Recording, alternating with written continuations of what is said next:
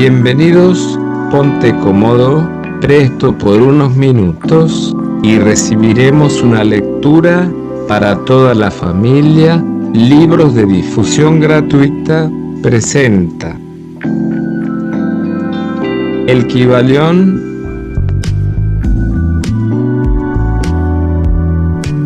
por los tres iniciados. El Kybalión, capítulo 6, video 2. La paradoja divina. Para emplear ilustraciones familiares, podemos reconocer el hecho de que la materia existe para nuestros sentidos, y haríamos muy mal si así no lo reconociéramos, y, a pesar de ello, nuestra mente finita reconoce la verdad científica de que no hay tal materia desde el punto de vista de la ciencia, y que lo que llamamos materia no es más que un agregado de átomos, los cuales a su vez no son más que unidades de fuerza agrupadas, que llamamos electrones o iones, vibrando constantemente, con movimiento circular.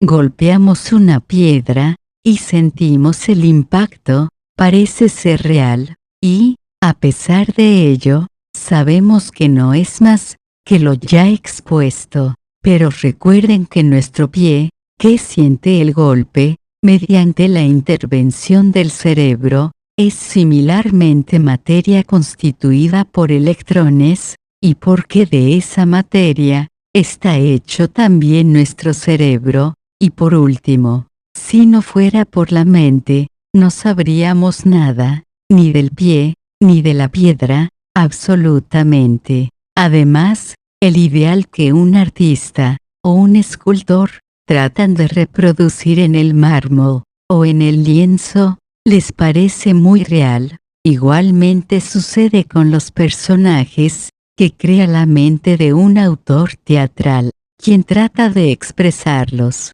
para que los demás puedan reconocerlos. Y si esto fuera cierto, en el caso de nuestras mentes finitas, ¿cuál sería el grado de realidad de las imágenes mentales creadas en la mente del infinito? Para los mortales, este universo de mentalidad es ciertamente muy real, es el único que jamás podremos conocer, aunque nos elevemos de plano en plano, cada vez más alto. Para que lo pudiéramos conocer de otra manera, por experiencia actual, tendríamos que ser el todo mismo. Es muy cierto que, cuanto más nos elevamos en la escala, tanto más cerca nos encontraremos de la mente del Padre, y tanto más evidente se hace la naturaleza ilusoria de las cosas finitas. Pero hasta que el todo no nos absorba finalmente dentro de él mismo, no se desvanecerá la visión. De manera pues, que no necesitamos basarnos en esa ilusión.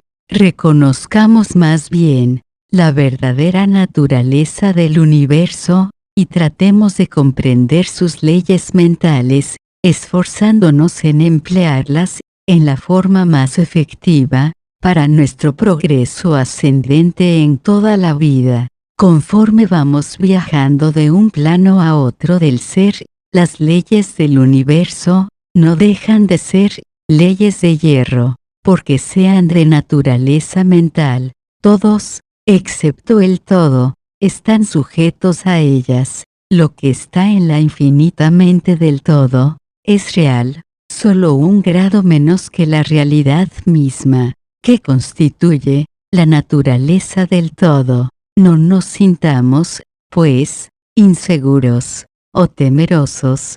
Sintámonos firmemente sostenidos en la mente infinita, y nada existe que pueda dañarnos o causarnos miedo. No hay poder alguno fuera del todo que pueda afectarnos. Podemos permanecer tranquilos y seguros, y en esta realización, una vez alcanzada, existe una plenitud de seguridad y calma. Entonces, dormiremos serenamente, sobre la firmeza inconcebible de lo profundo, y descansaremos seguramente, sobre el océano de la mente infinita, que constituye al todo. En él, ciertamente, vivimos, nos movemos, y tenemos nuestro ser. La materia no es menos materia para nosotros, mientras permanezcamos en ese plano, aunque sepamos que no es más que un agregado de partículas, de fuerza, o electrones, que vibran rápidamente, girando unas en torno de otras. En la formación de los átomos, a su vez giran y vibran, y forman así las moléculas, y la agrupación de estas últimas, componen las grandes masas de materia, y no será menos materia, por el hecho de que, cuando avancemos en nuestra investigación, sepamos que la fuerza, cuyas unidades son los electrones, no son a su vez, más que unidades, de manifestación de la mente del todo, y que, como todo lo demás, en el universo, es puramente mental en su naturaleza,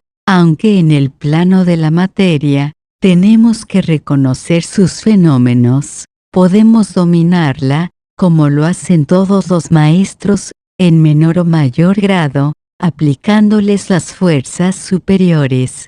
Cometeríamos así una locura, si negáramos la existencia de la materia. En ese aspecto relativo, podemos, sí, negar su dominio sobre nosotros, está bien, pero no debemos intentar ignorarla, en su aspecto relativo, por lo menos, mientras vivamos en este plano. Las leyes de la naturaleza tampoco se hacen menos constantes o efectivas, por el hecho de que las conozcamos, y sepamos que son simples creaciones mentales, obran plenamente en todos los planos, y nos libertamos de las leyes inferiores, aplicándoles las superiores, y solo podemos conseguirlo de esta manera, pero no podemos escapar a la ley, o elevarnos por encima de ella completamente. Nadie,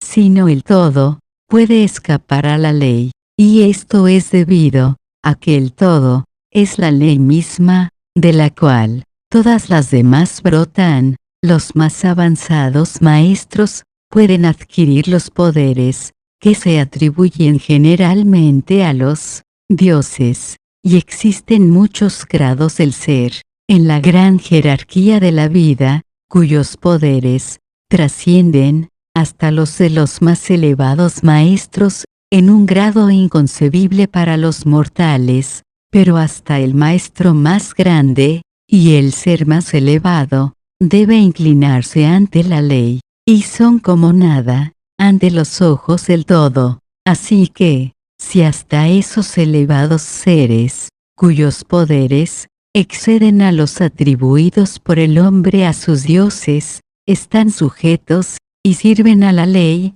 imagina la presunción del mortal de nuestra raza, cuando mira las leyes de la naturaleza como irreales, visionarias, e ilusorias, porque ha podido alcanzar a ver que esas leyes son de naturaleza mental, o simples creaciones del todo. Esas leyes que el todo quiere que rijan, no pueden ser desafiadas, o transgredidas. Mientras subsista el universo, subsistirán, porque aquel existe, en virtud de esas leyes, las que forman la trama o el esqueleto, en que el universo se apoya. Dale me gusta, compártelo. El Kybalión continúa en capítulo 6, video 3. Suscribe. Muchas gracias.